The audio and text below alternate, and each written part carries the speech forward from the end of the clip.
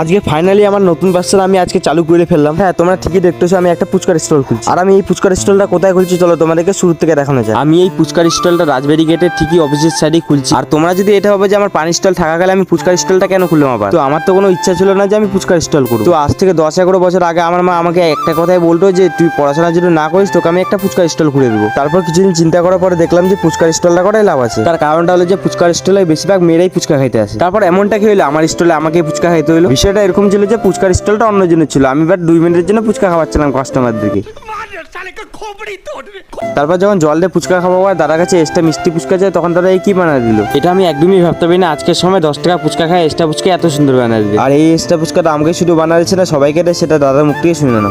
দাদা যে তুমি যে আমাকে স্পেশালটা খাওয়াইলা, তো স্পেশালটা কি এটা সবার জন্য থাকে নাকি? হ্যাঁ, এটা সবার জন্যই থাকে। আর এটা স্পেশাল আছে যে আমি খাওয়াই। তো স্পেশাল মধ্যে কি কি থাকে, এই যে চানাচুর আছে, ঝুড়ি আছে, আর এটা খেজুরের চাটনি। খেজুরের চাটনি লাস্টে যে কাস্টমারকে খুব ভালো লাগে। আর রেটটা কিরকম, কয় টাকার কয়টা পাওয়া যায়? 10 টাকার 4টা আছে। 4টা আছে।